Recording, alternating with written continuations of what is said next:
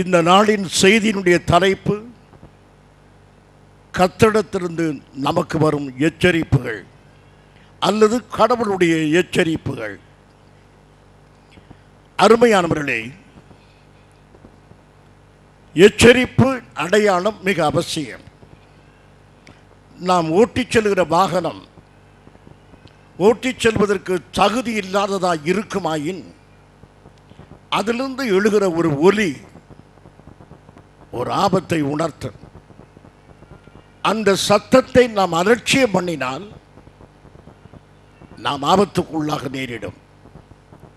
இப்படி உலகத்தில் நம்ம எச்சரிக்கின்ற ஒலி அல்லது ஒளி அடையாளங்களாய் இருக்கின்றன. வேதத்தில் பலவிதமான எச்சரிப்புகள் இருக்கின்றன. நம்முடைய சரீரத்தில் கொடுக்கப்படுகிற ஒரு பெரிய எச்சரிப்பு வலி, வேதனை. சரீரத்தில் நாம் உணர்கிற வலியை நாம் அலட்சியம் பண்ணினால் பெரிய வியாதிக்குள்ளாக பின்னாடி சிக்கிக்கொள்வோம். The pain is a sign for a disease or disorder in the body.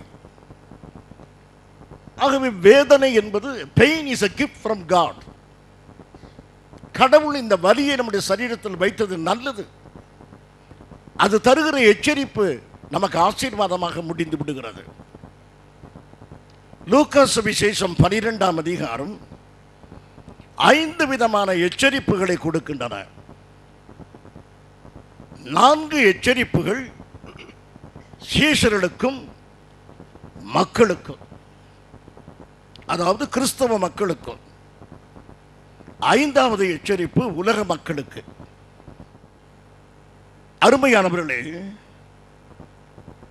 ஆண்டவர் தம்முடைய சீஷரை பார்த்து முதலாவது சொல்லுகிறார். லூக்கா சுவிசேஷம் 12ஆம் அதிகாரம் 1ஆம் வசனம். அத்தருணத்தில் அநேகம் ஆயிரம் ஜனங்கள் ஒருவரை ஒருவர் மிதிக்கத்தக்கதாக கூடி வந்திருக்கையில் அவர் முதலாவது தம்முடைய சீஷரை நோக்கி, நீங்கள் மாயக்காரராகிய பரிசேயருடைய புளித்த மாவை குறித்து எச்சரிக்கையாயிருங்கள். ஆயிரக்கணக்கான மக்கள் இயேசுவினுடைய வசனத்தை கேட்பதற்கு ஒருவரை ஒருவர் மிதித்து கொண்டு வருகிறார்கள். வசனத்தை கேட்பதிலே அவ்வளவு ஆர்வம், வேத வசனத்தின் மீது அவ்வளவு வேட்கை, அவ்வளவு வாஞ்சையோடு வருகிற ஜனங்களை பார்க்கிறோம். ஆனால் ஆண்டவர் அவர்களை பார்க்கும் பொழுது இவர்கள் இவ்வளவு தூரத்துக்கு வசனத்தை கேட்க வருகிற காரணம் என்னவென்றால் அவர்களுடைய சுய தேவைகள் சந்திக்கப்பட வேண்டும், அவருடைய வியாதிகள் சுகமாக்கப்பட வேண்டும் என்கிற உலக பிரகாரமான நன்மைக்காக ஆயிரக்கணக்கான ஜனங்களிடத்தில் வருகிறார்கள். கடினமான உபதேசத்தை அவர் சொல்ல ஆரம்பித்தார். சிலுவை பாடு, சிலுவை மரணம், இவைகளை அவர் பேச ஆரம்பித்தவுடனே யார் இந்த உபதேசத்தை கேட்பார்கள்? இது கடினமான உபதேசமாயிற்றே என்று அநேகர் அவரை விட்டு விலகினார்கள். அப்பொழுது இயேசு கேட்கிறார், மற்றவர்களை பார்த்து, சீஷர்களை பார்த்து, நீங்களும் என்னை விட்டு போக மனதாயிருக்கிறீர்களோ? உடனே சீஷர்கள் சொல்லுகிறார்கள், யாரிடத்தில் போக வேண்டும் என்றால் எதிரே இருக்கிற கூட்டம் பரிசேய கூட்டம். அது மாய்மாலமான ஒரு கூட்டம், அதிலே போய் நாங்கள் சேர முடியாது. இன்னொரு கூட்டம் சதுசேயருடைய கூட்டம், அவள் சத்தியமில்லாத கூட்டம், அங்கேயும் போக முடியாது. இன்னும் கொஞ்சம் தள்ளி பார்த்தால் கிரேக்கர்கள் இருக்கிறார்கள், அவள் தத்துவ ஞானிகள், வெறும் வார்த்தைகளையே பேசி மகிழ்கிறவர்கள், அவரிடத்திலும் போக முடியாது. உம்மிடத்திலே ஜீவ வசனம் உண்டு என்று சொல்லுகிறார்கள். ஆகவே ஜீவ வசனத்திற்காக நிற்கிற கூட்டமே தேவனுக்கு பிரியமான கூட்டம். சுகம் பெறுவதற்காக ஓடி வருகிற கூட்டம் தேவனை பிரியப்படுத்துகிற கூட்டம் அல்ல. தீர்க்க தரிசனம் கேட்க ஓடி வருகிற கூட்டம் தேவனுக்கு பிரியமான கூட்டம் அல்ல. அவருடைய வசனத்துக்காக அவரிடத்தில் ஓடி வருகிறது தேவனுக்கு பிரியமானது. அப்படியானால் தேவன் ஒருவரையும் குணமாக்கவே விரும்பவில்லையா? குணமாக்க விரும்புகிறார். ஆனால் இங்கே ஒரு காரியம், சீஷர்கள் இடறி போகிறார்கள். என்ன இடறல் என்றால், கர்த்தர் சுகமாக்கினால் சீஷர்களுக்கு பெரிய மதிப்பு. இவருடைய தலைவர் ரபி இந்த வியாதியை சுகமாக்கினார் என்று சொல்லும்போது இவர்களுக்கு ஒரு செல்வாக்கு சமுதாயத்திலே. ஆகையினால் சீஷருடைய எண்ணம் நாம் அற்புதம் செய்ய வேண்டும் என்று. இன்னொன்று, ஜனங்களுக்கு பிரியமான உபதேசங்களை சொன்னால் ஜனங்கள் ஏற்றுக்கொள்வார்கள். நல்ல போதகர் எப்போதும் ஆறுதலாய் பேசுவார். அவர் பேச்சை கேட்டுக்கொண்டிருந்தாலே கவலையெல்லாம் மறந்துவிடும் என்று சொல்வார்களானால் அதுவும் சீஷர்களுக்கு பிரியமானது. இன்னொன்று, மனிதர்களுக்கு பயந்து சத்தியத்தை சொல்ல பின்வாங்கி போய்விடக்கூடலாம். இந்த ரெண்டு ஆபத்தை கர்த்தர் உணர்ந்தார். மனிதர்களை பிரியப்படுத்த சைட் ட்ராக், தேவன் அமைத்த பாதையை விட்டு விலகி வேறொரு பாதையிலே சீஷர்கள் சென்று விடுவார்கள். மனிதர்களுக்கு பயந்து சத்தியத்தை சொல்ல தவறி விடுவார்கள். இந்த ரெண்டையும் மனதில் வைத்து தான் சீஷர்களுக்கு சொல்லுகிறார், பரிசேயருடைய புளித்த மாவை குறித்து எச்சரிக்கையாக இருங்கள் என்று. அருமை மாய்மாலத்தை குறித்து அவர்களுக்கு எச்சரிப்பு கொடுக்கிறார். பிரியமானவர்களே, ஏன் மாய்மாலத்தை குறித்து பேசுகிறார்? ஹிப்போக்ரஸி என்ற வார்த்தைக்கு அர்த்தம் நடிகன் என்ற அர்த்தம். ஹிப்போக்ரைட் என்றால் நடிகன் என்ற அர்த்தம். ஹிப்போக்ரஸி என்றால் நடிப்பு என்ற அர்த்தம். பரிசுத்தம் இல்லாதவன் பரிசுத்தவானை போல நடிப்பது, விசுவாசம் இல்லாதவன் விசுவாசியை போல நடிப்பது, கிறிஸ்தவனாக இல்லாதவன் கிறிஸ்தவனை போல நடிப்பது. இதைத்தான் கர்த்தர் கண்டிக்கிறார். இது பெரிய ஆபத்தில் கொண்டு போய் விட்டுவிடும் என்பதை அறிந்த தேவன் சீஷர்களை குறித்து புளித்த மாவுக்கு எச்சரிக்கையாக இருங்கள், நீங்கள் மாய்மாலத்துக்கு எச்சரிக்கையாக இருங்கள். ஏனென்றால் மனிதர்களுக்கு பயந்து மாய்மாலம் பண்ணுவீர்கள், மனிதர்களை பிரியப்படுத்த மாய்மாலம் பண்ணுவீர்கள். ஏன் அப்படி சொன்னார்? இயேசு கிறிஸ்து இந்த பூமிக்கு வந்ததின் நோக்கம் வியாதியை சுகமாக்க அல்ல, நமக்கு வேலை வாங்கி தருவதற்கு அல்ல, நம்முடைய பிரச்சனைகளுக்கெல்லாம் பதில் சொல்வதற்கு அல்ல, காணாமல் போகும் பொருள்கள் எங்கே கிடைக்கும் என்று கண்டுபிடித்து கொடுக்க அல்ல. இவை எல்லாவற்றையும் தேவன் செய்வாரா? செய்வார். பூமிக்கு வராமலே செய்வார். இவைகளை செய்வதற்கு நமது கர்த்தர் பரத்திலிருந்து கீழே இறங்கி வர வேண்டியது இல்லை. நம்முடைய வியாதியை சுகமாக்க இயேசுவாக அவர் வர வேண்டியது இல்லை. நம்முடைய பிரச்சனைக்கு பதில் சொல்ல அவர் இப்படி வர வேண்டியது இல்லை. பூமிக்கு அவர் மனு உருவத்தில் வந்ததின் நோக்கம் தன் பரிசுத்த இரத்தத்தை சிந்தி நம்மை மீட்கும்படியாக, பாவ மன்னிப்புக்காகவே இயேசு இந்த உலகத்தில் வந்தார். பாவ மன்னிப்பை குறித்து பிரசங்கம் பண்ணாதது மாய்மாலம், பாவத்தை கண்டிக்காத பிரசங்கம் மேடை மாய்மாலமானது. ஆகையினால் அவர் சீஷர்களை பார்த்து, நீங்களும் ஜனங்களுக்கு பிரியமான பிரசங்கத்தை செய்யாதீர்கள், வழிவிலகி போய்விடாதீர்கள் என்று சொல்லும்படியாக பரிசேயருடைய புளித்த மாவுக்கு எச்சரிக்கையாக இருங்கள் என்று கர்த்தர் சொன்னார். என் அருமையான சகோதரனே, சகோதரியே, உலக பிரகாரமான எந்த ஆசீர்வாதத்தையும் தேவனிடத்தில் கேட்கக்கூடாதா? வேதம் அப்படி சொல்லவில்லை. நீங்கள் முதலாவது தேவனுடைய ராஜ்யத்தை தேடுங்கள், அப்பொழுது இவையெல்லாம் உங்களுக்கு கூட கொடுக்கப்படும். உலக ஆசீர்வாதம் நிச்சயமாய் கர்த்தர் தருவார். உலக ஆசீர்வாதத்தை தருவதற்கு தேவன் பிரியமுள்ளவர்.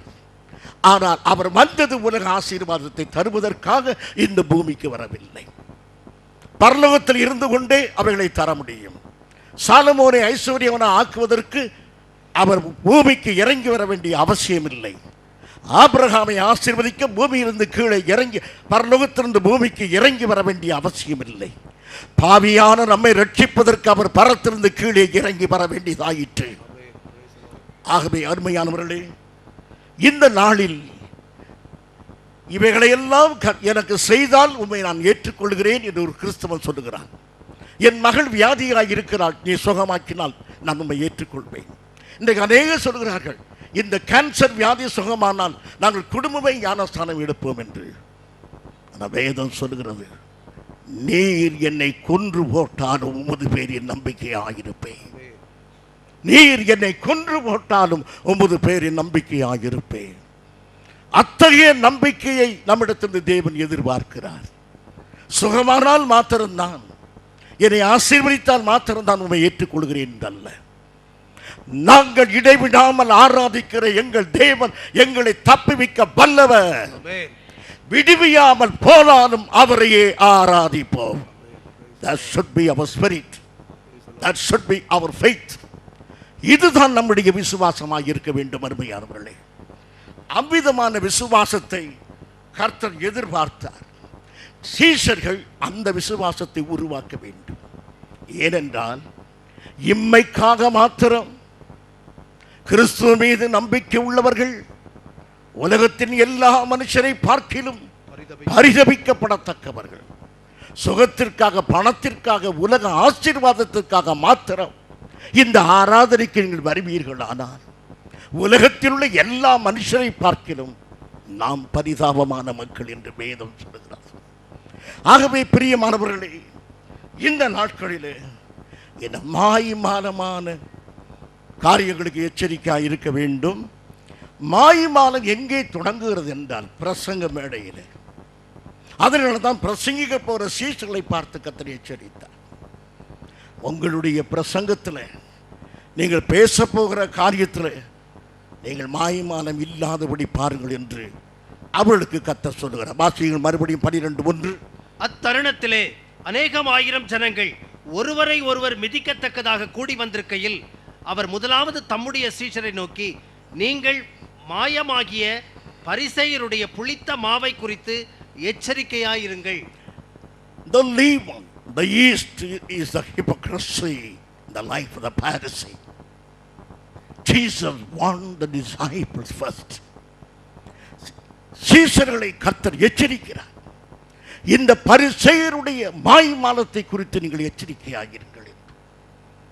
பரிசேயர்கள் பேச்சிலே மாய்மாலம் பண்ணினார்கள், சத்தியத்தை மறைத்தார்கள், சடங்காச்சாரத்தை கொண்டு வந்தார்கள், தேவனது வார்த்தையை தள்ளினார்கள், யூத வாழ்க்கை முறையை முன்னிறுத்தினார்கள்.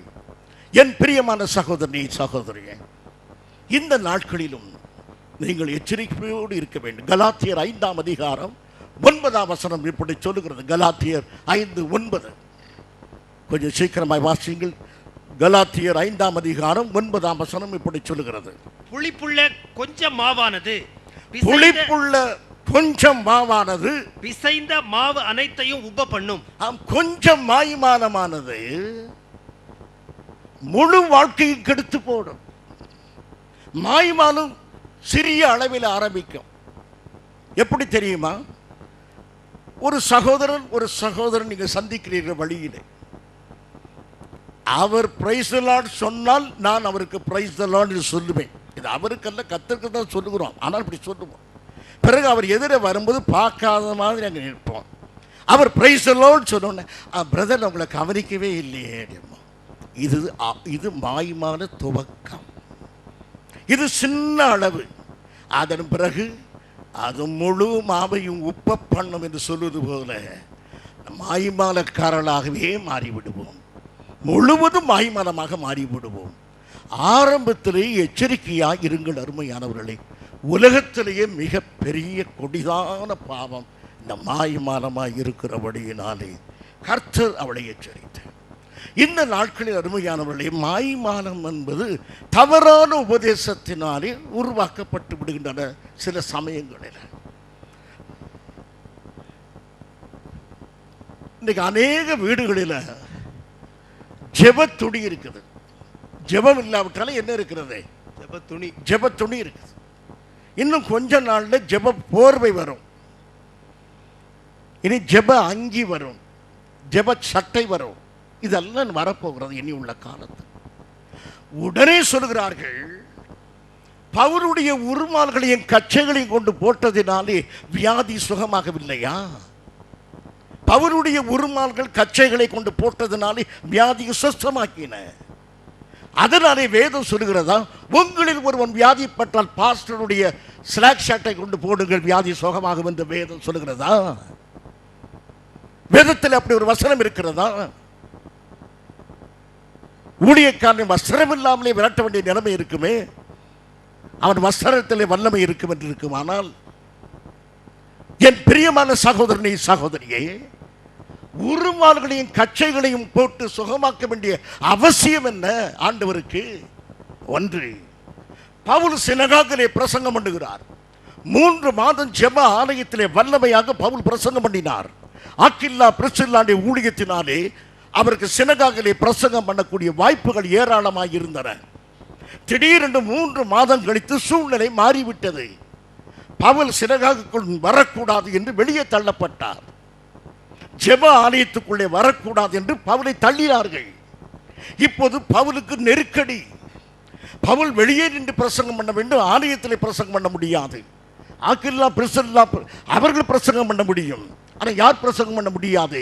பவுல் பிரசங்கம் பண்ண முடியாது.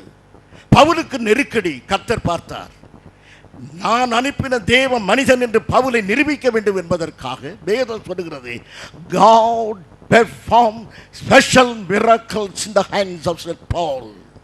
பவுலுடைய கரத்திலே விசேஷமான அற்புதத்தை செய்தார். எதற்காக? பவுலை தேவனுடைய மனுஷன் என்று நிரூபித்து காட்ட வேண்டிய நெருக்கடியான வேலை இருந்தது. இன்றைக்கு யாருக்கு நெருக்கடி அருமையானவர்களே? யாரை கர்த்தர் நிரூபித்து காட்ட வேண்டியது இருக்கிறது? ஆகையினால் அந்த ஸ்பெஷல் மிராக்கிள்ஸ் இப்போது கிடையாது.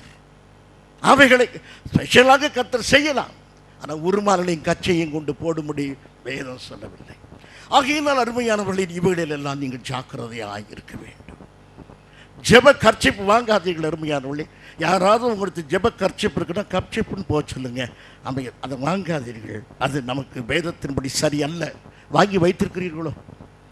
மிக அமைதியாக இருக்கிறத பார்த்தோன்னே இது அருமையானவர்களே, உங்கள் வீட்டுக்கு ஊழியக்காரர்கள் வருவார்கள். அம்மாவுக்கு எவ்வளோ நாள் சுகம் இல்லை, 2 வாரமாக ஜுரமாக இருக்காங்க, கொஞ்சம் தண்ணி கொடுங்க. ஒன்று தண்ணியை வாங்குவேன், நீங்கள் கொடுப்பீங்க, அவர் தான் தாகமாக இருக்கிறார் என்று ஒன்று அதை வாங்கி ஜெபம் பண்ணி, இது இயேசுவின் ரத்தமாக மாறுவதாக. காணா ஒரு அற்புதத்தை விட பெரிய அற்புதம். அது தண்ணீர் தான் திராட்சரசமாக மாறியது, இது தண்ணீர் எதாக மாறுகிறது? இயேசுவின் ரத்தமாக. உடனே அதை எடுத்து குடிங்க அப்படிங்கிறது, சுகமாயிரும். மாயமானக்காரர்களுக்கு ஐயோ, வேதத்தை புரட்டுறவர்களுக்கு ஐயோ. பிறகு வீடுகள் வாசலில் வந்து சாத்தான் வராதபடி இயேசுவின் ரத்தத்தை தெளிக்கும். இயேசுவின் ரத்தம் மனசாட்சியில் மாத்திரம் தெளிக்கப்பட வேண்டும் என்று வேதம் சொல்லுகிறது. தெருவிலையும் ஜன்னல்லையும் அங்கேயும் இங்கேயும் தெளிப்பது என்பது மாய்மானமான உபதேசம். ஆகவே உபதேசங்களை குறித்து நாம் மிகுந்த ஜாக்கிரதையாக இருக்க வேண்டும் அருமையானவர்களே. இன்றைக்கு மேடையில் இல்லாத ஒரு காரியம், மனம் திரும்புதலை குறித்து ஒரு பிரசங்கம் குறைந்து போகிறது. இன்றைக்கு ஜனங்களை பார்த்து மனம் திரும்ப என்று சொன்னால் ஜனங்களுக்கு எரிச்சலும் கோபம் வருகிறது.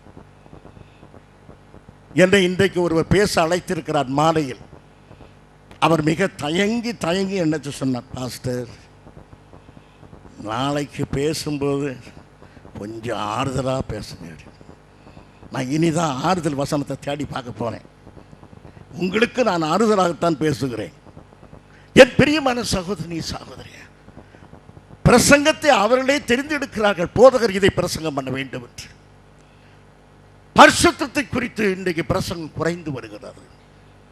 அவருடைய வருகையை குறித்த பிரசங்கங்கள் குறைந்து வருகின்றன. ஆகவே ஆண்டவர் சொல்லுகிறார், மாயமானக்காரர்களுக்கு எச்சரிக்கையாயிருங்கள். என் நாமத்திலே வேறு எதையோ பிரசங்கம் பண்ணுகிறார்கள், நான் சொல்லாததை பிரசங்கம் பண்ணுகிறார்கள். 2 கொரிந்தியர் 11ஆம் அதிகாரம் 4ஆம் வசனம் இவ்விதமாக சொல்லுகிறது. 2 கொரிந்தியர் 11ஆம் அதிகாரம் 4ஆம் வசனம். கொஞ்சம் சீக்கிரமாய் வாசிங்க. எப்படி எனில், உங்களிடத்தில் வருகிறவன் நாங்கள் பிரசங்கியாத வேறொரு இயேசுவை பிரசங்கித்தானால், நாங்கள் பிரசங்கியாத வேறொரு இயேசு, பாவத்தை மன்னிக்கும்படி இயேசு கிறிஸ்து உலகத்தில் வந்தார். சிலுவையில் அறையப்பட்ட இயேசு கிறிஸ்துவை பிரசங்கிக்கிறோம் என்று அவருடைய மரணத்தையும் உயிர்த்தெழுதலையும் பிரசங்கியாத ஒருவன் சுகமாக்குகிறார் என்பதை மாத்திரம் பிரசங்கம் பண்ணிக்கொண்டே இருந்தால், அல்லது நீங்கள் பெற்றிராத வேறொரு ஆவியையும் நீங்கள் ஏற்றுக்கொள்ளாத வேறொரு சுவிசேஷத்தையும் பெற்றீர்களானால் நீங்கள் சகித்திருப்பீர்களே. இப்போது அருமையானவர்களே, இந்த இடத்துல இன்றைக்கு வேத வசனத்துக்கு பதிலாக அற்புத கூட்டம் என்று போடப்பட்டு இன்றைக்கு இனி உங்களுக்கு பசியே வராது என்று அறிக்கை கொடுத்து இந்த ஆராதனை கலந்தவங்களுக்கு இனி தலைவலியே வராது என்று சொல்லியிருப்போமானால் இடம் கொள்ளாமல் கூட்டம் வந்திருக்கும். ஆம், அது வேறொரு சுவிசேஷம், அது வேறொரு இயேசு, அது வேறொரு ஆவியானவர். என் அருமை சபையே, நீ சத்தியத்துக்காக வைராக்கியமாக இருக்க வேண்டும். தவறாக வழிநடத்தப்பட்டு விடக்கூடாது என்பதிலே ஆவியானவர் இன்றைக்கு மிகவும் கவனமாக இருந்து பிரசங்கம் பண்ணும்படி சொல்லுகிறார். கவனியுங்கள், லூக்கா சுவிசேஷம் 12ஆம் அதிகாரம் 13ஆம் வசனத்தை வாசியுங்கள். அப்பொழுது ஜனக்கூட்டத்தில் ஒருவன் அவரை நோக்கி, போதகரே, ஆஸ்தியை பாகம் பிரித்து என் வீதத்தை எனக்கு தரும்படி என் சகோதரனுக்கு கட்டளையிட வேண்டும் என்று கேட்டுக்கொண்டான். வீட்டில் சண்டை, அண்ணன் தம்பிக்கு சொத்து தகராறு, நிலத்தை பிரிக்க வேண்டும், வீட்டை பிரிக்க வேண்டும், வங்கி கணக்கை எல்லாம் ரெண்டாக பிரிக்க வேண்டும். அண்ணன் தம்பிக்கு இயேசுவிடத்தில் வந்து சொல்லுகிறார்கள். சொன்னது ஒன்றும் தவறல்ல. ஆண்டவர் அதை பிரித்து கொடுப்பதில் ஞானமாய் செய்யக்கூடியவர். அருமையான் வழி, பரலோகத்துக்கு போகிற வழி என்ன என்று கேட்க வேண்டிய இயேசுவிடத்தில் என் பாவம் போவதற்கு நான் என்ன செய்ய வேண்டும் என்று கேட்கிற வேண்டிய நேரத்தில் வழி தப்பி நடக்கிற நான் சத்திய பாதைக்கு வருவதற்கு நீ என்ன சொல்லுகிறீர் ரபி என்று கேட்பதற்கு பதிலாக என் சொத்துக்களை பங்கிட்டுக் கொடும் என்று கேட்கிறதை பார்த்து இயேசு துக்கம் அடைந்து அவனுக்கு சொல்லுகிறார். 14ஆம் வசனம், மனுஷனே, என்னை உங்களுக்கு நியாயாதிபதியாகவும் பங்கிடுகிறவனாகவும் வைத்தவன் யார் என்றார். சொத்துக்களை பிரித்துக் கொடுக்கிறவனாக என்னை வைத்தவன் யார் என்று கேட்டார். நான் இதற்காக அழைக்கப்படவில்லையே, நான் இதற்காக பூமிக்கு வந்தேன். ஏன் தெரியுமா? அவன் போன பிறகு கர்த்தர் சொல்லுகிறார், அவன் அங்கு வந்தது பொருளாசையினாலே. இயேசு நியாயம் செய்வார் என்பதனாலே வரவில்லை, பொருளாசை நிறைந்தவனாக வருகிறார். ஆண்டவரிடத்தில் தன் கைகளை நீட்டி என் கைகளை சொத்துக்களினாலே நிரப்பும் என்று கேட்டானே தவிர தன் இருதயத்தை காட்டி என் இருதயத்தில் உள்ள பொருளாசையை அகற்றும் என்று அவர் கேட்கவில்லை. இயேசு கிறிஸ்து தனக்கு பணிவிடை செய்ய வேண்டும் என்று விரும்பினான். தன் இருதயத்தை ரட்சிக்க வேண்டும் என்பதை அவன் விரும்பவில்லை. இன்றைக்கும் பணிவிடை தேடிய ஜனங்கள் வருகிறார்கள். என்னை சுகமாக்க வேண்டும், என் வேலை ஸ்தலத்தில் பிரச்சனையை அவர் தீர்க்க வேண்டும், என் குடும்பத்தில் இந்த பிரச்சனையை தீர்க்க வேண்டும். இதற்காகத்தான் கிறிஸ்துவிடத்தில் ஓடுகிறார்களே தவிர அவர் என் மனசாட்சியை சரியாக்க வேண்டும், என்னுடைய பாவ வாழ்க்கையை திருத்த வேண்டும், என் மாய்மால வாழ்க்கை சரியாக வேண்டும் என்று ஆண்டவரிடத்தில் வருவார் இல்லையே என்று தேவன் துக்கப்படுகிறார். ஆகவே இன்றைக்கு ஜனங்கள் அப்படி இருக்க, பொருள் ஆசையினாலே இருக்கிற ஜனங்களாக இருக்கிறார்களே தவிர அவர்கள் தேவனாலே குணமாக்கப்பட விரும்பவில்லை, ஆவிக்குரிய குணமாக்கப்பட விரும்பவில்லை. நீங்கள் எதற்காக இயேசுவிடத்தில் வந்திருக்கிறீர்கள் அருமையானவர்களே? ஒரு பெரிய ஏரியிலே ஒரு கொக்கு உட்கார்ந்ததுதான். அங்கு சாது சுந்தர் சிங் அங்கு வந்து நின்றார். அப்போது ஒருவர் சாதுவிடத்தில் சொல்லுகிறார், இந்த கொக்கு எவ்வளவு அருமையாக இந்த தடாகத்தை பார்த்து, கடவுள் உண்டு பண்ணின அருமையான தடாகம் என்று கர்த்தரை துதித்து பாடி, கர்த்தரை துதித்து மகிழ்ந்து இருக்கிறதே என்று சொன்னார். அவர் சாது சுந்தர் சிங் சொன்னார், அப்படி அல்ல, இந்த தடாகத்தில் இருந்து ஒரு சின்ன மீனாவது கிடைக்குமா என்று எதிர்பார்த்து உட்கார்ந்திருக்கிறது. அதுபோல நாமும் இந்த சபையில் இருக்கிறோமா? ஏதாவது ஒரு வாக்குத்தத்தம், ஏதாவது ஒரு சுகம், ஏதாவது வேலை தருவேன் என்று சொல்லிவிட மாட்டாரா? நான் ஆசீர்வதிப்பேன்னு சொல்லிவிட மாட்டாரா என்று? பிரியமானவர்களே, அப்படி அல்ல. அதல்ல நோக்கம். உம்முடைய சித்தம் நிறைவேறுவதாக. நாம் கர்த்தரிடத்தில் எதற்கு வந்தோம்? பரமண்டலத்திற்கு எங்கள் பிதாவே, உம்முடைய ராஜ்யம் வருவதாக, உம்முடைய சித்தம் பரலோகத்தில் செய்யப்படுவது போல என் ஜீவியத்தில் செய்யப்படுவதாக. கேட்டீர்களா அருமையானவர்களே? தேவ சித்தம் செய்வதற்கு எனக்கு பலன் தாரும் என்று கேட்டீர்களா? என் அருமையான சகோதரனே, சகோதரியே, நமக்கு ஒரே ஒரு ஜெபந்தான். காலை மாலை இரவு எப்போதும் ஒரே ஒரு ஜெபந்தான். என்ன ஜெபம்? அன்றன்று வேண்டிய ஆகாரத்தை எங்களுக்கு தாரும். That's the only point we dwell upon. இந்த ஒன்றுதான் நாம் கேட்டுக்கொண்டே இருக்கிறோம். அது நிச்சயமாய் அவர் தருவார். ஆகவே நம்முடைய ஜெபம், நம்முடைய நோக்கம், கிறிஸ்துவனை நாம் வருகிற எல்லாமே மாற வேண்டும் அருமையானவர்களே. ஆகவே சீசர்களுக்கு அவர் புத்தி சொல்லுகிறார். லூக்கா சுவிசேஷம் 12ஆம் அதிகாரம் 2ஆம் வசனம் வாசியுங்கள். வெளியாக்கப்படாத மறைபொருளும் இல்லை, அறியப்படாத ரகசியமும் இல்லை. வெளியாக்கப்படாத மறைபொருளும் இல்லை, அறியப்படாத ரகசியமும் இல்லை. அறியப்படாத ரகசியம் இல்லை. பிரியமானவர்களே, ஆண்டவர் சொல்லுகிறார், திரும்ப வாசிங்க. வெளியாக்கப்படாத மறைபொருளும் இல்லை, வெளியாக்கப்படாத மறைபொருளும் இல்லை, அறியப்படாத ரகசியமும் இல்லை. அறியப்படாத ரகசியம் இல்லை. இதை பிரசங்கம் பண்ணுகிறார்கள். நீ ரகசியமாய் செய்த பாவம் வெளியே தெரிந்து அதையெல்லாம் ஆண்டவர் இப்படி சொன்ன. இங்கு சொன்னது, இங்கு ஆண்டவர் சொல்வது உபதேசங்களை குறித்தே பேசிக் கொண்டு வருகிறார். உபதேசத்தை குறித்து சொன்னாரே தவிர நீங்கள் மறைவாக செய்ததெல்லாம் வெளியே அது அல்ல. சத்தியங்களை நீங்கள் இன்றைக்கு மறைக்கலாம். நீங்கள் மறைத்தாலும் ஆவியானவர் ஒரு நாள் வெளிப்படுத்துவார். நீங்கள் என் சத்தியத்தை மறைக்க முடியாது. என் சீஷர்களே, என் பிள்ளைகளே, என் சபையே, நீ இன்னைக்கு சத்தியத்தை மறுதலித்தால், மறைத்தால் இன்னொருவர் அதை வெளியிறங்கப்படுத்துவான். நீ அதை ஒருபோதும் மறைக்க முடியாது. காலமாக குளம் முழுக்க ஞானஸ்தானம் மறைக்கப்பட்டது. முழுக்க ஞானஸ்தானம் என்ற சத்தியம் மறைக்கப்பட்டது எத்தனையோ நூற்றாண்டுகளாக. ஆவியானவர் சரியான நேரத்தில் மறைவாய் இருந்ததை வெளிப்படுத்தினார். பரிசுத்த ஆவியின் அபிஷேகம், அந்நிய பாஷை என்ற ரகசியம் எத்தனை ஆண்டுகள் மறைக்கப்பட்டன. ஆனால் சரியான நேரத்தில் ஆவியானவர் சத்தியத்தை வெளிப்படுத்தினார். ஆகவே சத்தியங்களை மறைக்க முடியாது. திருச்சபைகள், பெரிய தலைவர்கள் சத்தியத்தை மறைத்து பிரசங்கம் பண்ணலாம். தேவன் ஒரு வேத மனிதனை எழுப்பி இன் சத்தியங்களை வெளிப்படுத்துவார். வேதம் தெரிந்தவர்கள் மாய்மானத்தினாலே சத்தியத்தை மறைப்பார்களானால் ஒரு பாலகனை கர்த்தர் எழுப்பி சத்தியத்தை வெளிப்படுத்துவதற்கு தேவனாலே முடியும்.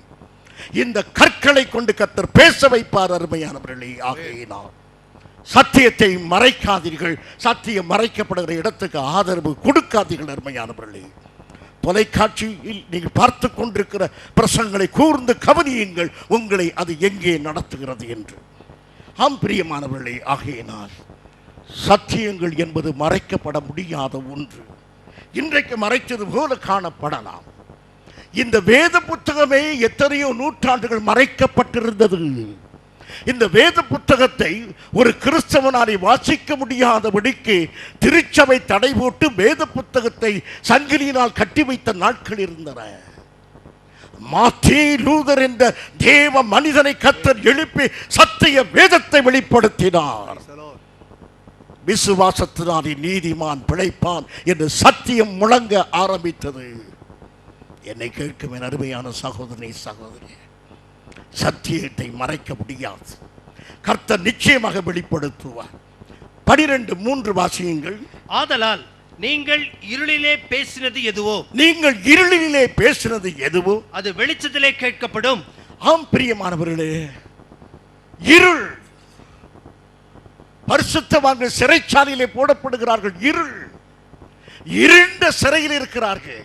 என் பிரியமான சகோதரனே, சகோதரியே, இருளான நேரம். என் அருமை சகோதரனே, சகோதரியே, வாழ்க்கையில் மிகுந்த வறுமை, வியாதி, மனசஞ்சலம், பாரம், துக்கம், இது உன்னை சுற்றி இருக்கிற இருள். இந்த இருளான நேரத்தில் நீ மெல்ல பேசுகிற தேவனை பற்றிய செய்தி கூட வல்லமையான சரித்திரங்களாக மாறிவிடும்.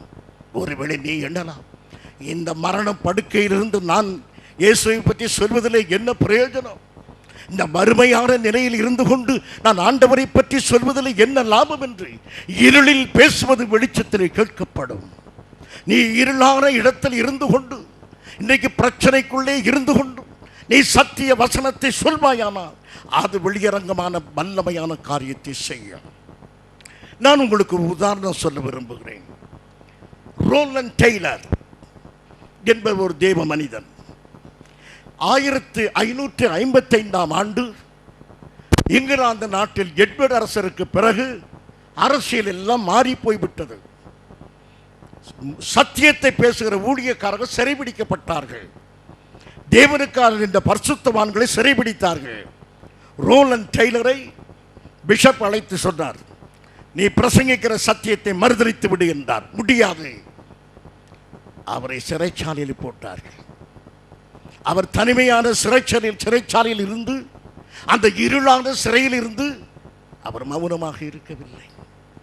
அந்த சிறைச்சாலையிலும் அவர் அங்கு உள்ளவர்களுக்கெல்லாம் சத்தியம் சொன்னார். அவர் பிஷப்னாலே மறுபடியும் வரவழைக்கப்பட்டார். பிஷப் கேட்கிறார், உன்னை இந்த 2 தினங்களுக்குள்ளாக மரண தண்டனைக்குள்ளாக்க போகிறோம், நீ சத்தியத்தை மறுதலிப்பாயா என்றார். முடியாது என்று 2 நாட்கள் கழித்து அவரை நெருப்பிலிட்டு கொளுத்துவதற்காக இங்கிலாந்து தேசத்தில் அந்த நகரத்தின் வழியாக இழுத்து செல்லப்படுகிறார்.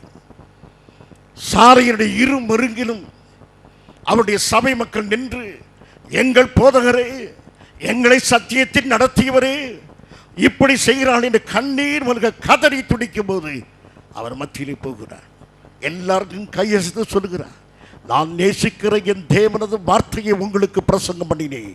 நான் பிரசங்கித்த வார்த்தையை என் இரத்தத்தினாலே முத்திரை போடுவதற்கு இன்றைக்கு நான் போகிறேன் என்று அவர் புறப்பட்டு போனார். அங்கு நின்று கொண்டிருக்கும் பொழுது நெருப்பு கட்டை எரிந்து கொண்டிருக்கிறது. அதோடு கட்டி வைக்கப்பட போகிறார் ரோலண்ட் டெய்லர். அப்போது அவர் சொன்ன வார்த்தைகள், நான் ஒருபோதும் என் தேவனை மறுதலிக்க முடியாது, அவருடைய அன்புக்கு சாட்சியாக இருக்கிறேன். இத்தனை நாளும் வசதியான பிரசங்க மேடையில் நின்றேன், இன்றைக்கு இந்த நெருப்புக்கு மத்தியில் நின்று என் தேவனுக்கு சாட்சியாக இருப்பதில் நான் சந்தோஷப்படுகிறேன் என்றார். இருளான நேரம், அவருக்கு சங்கடமான நேரம். என் அருமையான சகோதரி சகோதரி, அப்போது ஒரு மனிதன் ஒரு விறகு கட்டியை தூக்கி அவர் மீது எறிந்தான்.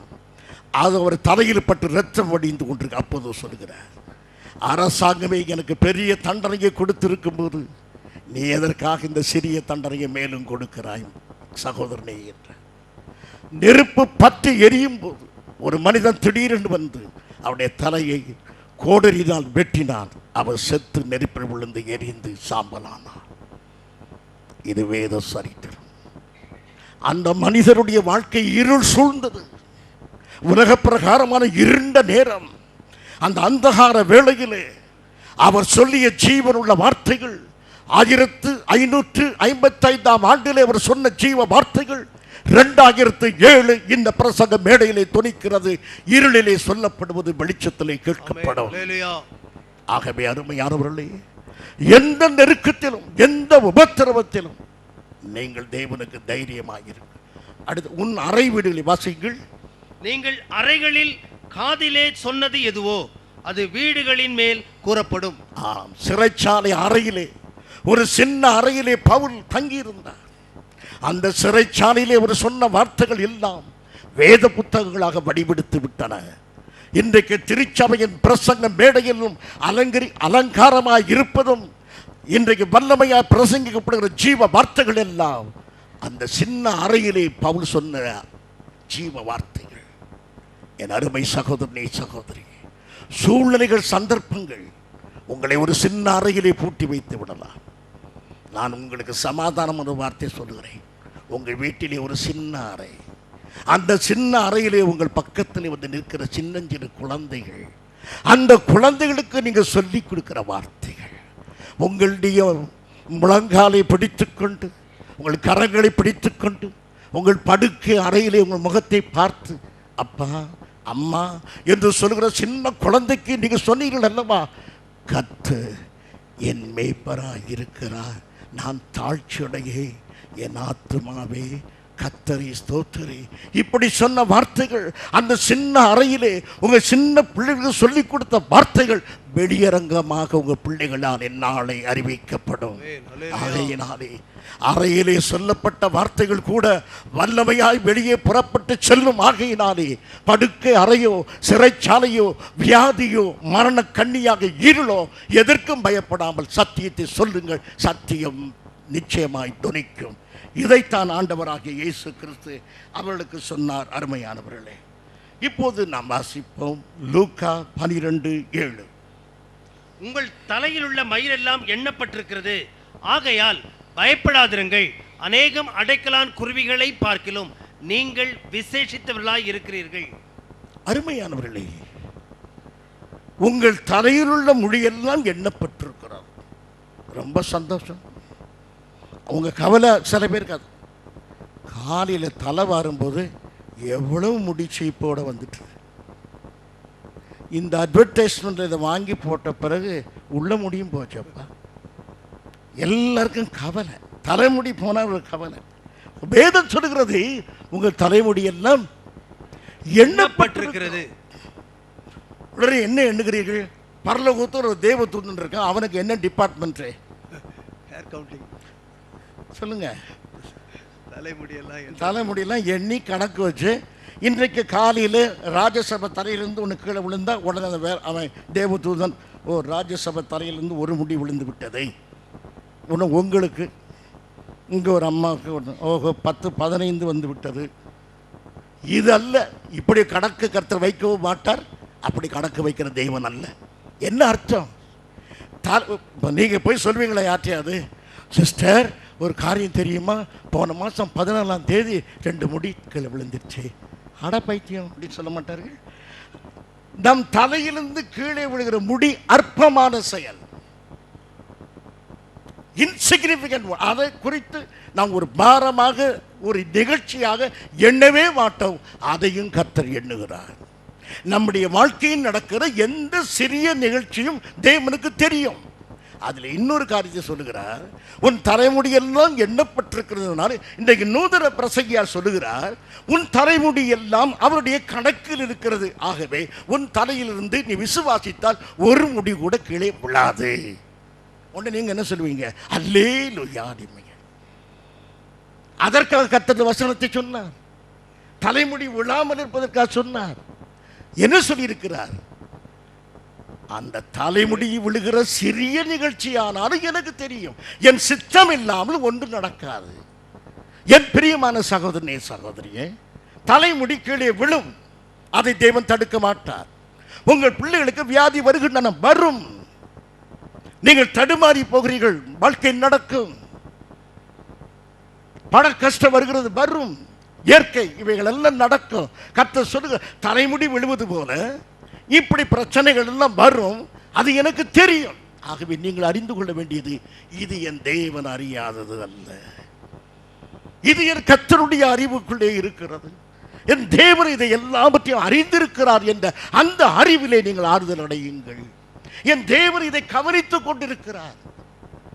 தலைமுடி விழுவதை கவனிப்பது போல என் பிள்ளை தவறி கீழே விழுந்ததையும் கர்த்தர் கவனிக்கிறார். பண விஷயத்தில் தடுமாறி நிற்பதையும் கர்த்தர் கவனிக்கிறார். என் பலவீனம் அவருக்கு தெரியும் என்று. அருமையானவர்களே, ஆண்டவர் சொல்கிறார், 2 காசுக்கு 5 அடைக்கலான் குருவி. அப்ப ஒரு காசுக்கு எத்தனை? 2 அல்ல, ஒரு கொசுறு. அப்படியான 5வது குருவி ஓசியில கிடைச்சது. 4 வாங்கினதுக்காக 1 கொடுத்தான். அது எப்படி இருக்குன்னு உங்களுக்கு தெரியும். ஓசியில எப்படிப்பட்ட குருவியை தருவான் அப்படின்னு. அந்த குருவியும் கர்த்தர் கவனிக்கிறார். அந்த 5வது குருவியும் கர்த்தர் கவனிக்கிறார். அப்படியானால் அந்த குருவி கீழே விழுவது கர்த்தருக்கு தெரியும். அந்த குருவி விழாமல் தடுக்க மாட்டார். அதாவது காட்டில் ஒரு குருவியை அடித்த உடனே அங்கே இன்னொரு தேவதூதன் ஒரு குருவி அடித்து விட்டார்கள். உன்னை குருவி கணக்கு எழுதுவதற்கு அங்கே தேவதூதன் இல்லை. என்ன கற்றுக் கொடுக்கிறார்? ஒரு சின்ன குருவி விழுந்தாலும் அது யாருக்கு தெரியும்? கர்த்தருக்கு தெரியும். ஒரு குருவியை கவனிக்கிற கர்த்தர் குருவி விட மேலான உன்னை கவனிக்க மாட்டாரா? ஆகையினாலே சூழ்நிலையினாலே பயந்து போய் விடாதே. நீ மனிதர்களுக்கு பயப்படாதே, சூழ்நிலைகளுக்கு பயப்படாதே, எந்த சந்தர்ப்பத்துக்கு பயப்படாதே. அப்படி பயந்தால் நீ விசுவாசத்தை விட்டு மாய்மாலமான ஜீவித்துக்கு போய்விடுவாய். ஆகையினாலே நீ ஜாக்கிரதையாயிருந்து என்னை பின்பற்றி வா, எல்லாவற்றையும் நான் ஆசீர்வதிப்பேன் என்று தெய்வம் சொல்லியிருக்கிறார். நாம் ஜெபம் பண்ணுவோம். எங்கள் அருமையான பிதாவே, உம்முடைய அன்பின் குமாரர் எங்கள் அருமை இரட்சகருமான இயேசு கிறிஸ்துவின் நாமத்திலே வருகிறோம். இந்த உலகத்தின் மாயமானத்திற்கு நாங்கள் தப்ப வேண்டும் என்று எங்களுக்கு சொல்லியிருக்கிற வார்த்தைக்காக நன்றி. நாங்கள் ஜீவனுள்ள வசனத்தை பிடித்து கொண்டு நடக்கும்படியாக எங்களுக்கு சொன்ன நல்ல வார்த்தைகளுக்காக நன்றி. உம்மை அறிந்து கொள்ளும்படியாக எங்களுக்கு உதவி செய்தது உம்முடைய வேத புத்தகம் மாத்திரமே. இந்த வேதத்தை நாங்கள் மறவாது எப்போதும் ஆவியானவருடைய வெளிச்சத்தலை வாசிக்க உதவி செய்வீராக. உலக நன்மைகளை சுட்டி காட்டியே போகிற பிரசங்களை விட்டு விலகி சத்திய மார்க்கத்திலே நாங்கள் நடக்கும்படியாக எங்கள் உதவி செய்வீராக. கர்த்தாவே, என்ன நோக்கத்தோடு வந்தீரோ, எந்த பொக்கிஷங்களை எல்லாம் நீர் வைத்திருக்கிறீரோ அவை எல்லாவற்றையும் அடைய உதவி செய்ய வேண்டுகிறோம் தகப்பனே. உமது நாமத்தின் நிமித்தமாக வெகுவாக பாடுபட அழைத்த பவுலை போல நாங்கள் உம்முடைய நாமத்தின் நிமித்தம் பாடுபட எங்களுக்கு உதவி செய்ய வேண்டுகிறோம் தகப்பனே. உம்முடைய கிருபை உள்ள கரத்தில் எங்களை தாழ்த்தி ஒப்புக் கொடுக்கிறோம். தேவரீர் எங்களை ஆசீர்வதிப்பீராக. எல்லா எதிர் வல்லமைகளையும் மாற்றுவீராக. உம்முடைய திரு நாமத்தை மகிமைப்படுத்துவீராக. இயேசுவின் நாமத்தில் பிதாவே, ஆமென். என் ஆத்துமாவே கர்த்தரை ஸ்தோத்திரி, என் முழு உள்ளமே ஒரு பரிசுத்த நாமத்தை ஸ்தோத்திரி. என் ஆத்துமாவே கர்த்தரை ஸ்தோத்திரி, அவர் செய்த சகல உபகாரங்களை மறவாதே. ஆமென். நம்முடைய கர்த்தராகிய இயேசு கிறிஸ்துவின் கிருபையும் பிதாவாகிய தேவனுடைய அன்பும் பரிசுத்த ஆவியாருடைய ஐக்கியமும் நம் அனைவரோடு கூட என்று இருப்பதாக. ஆமென்.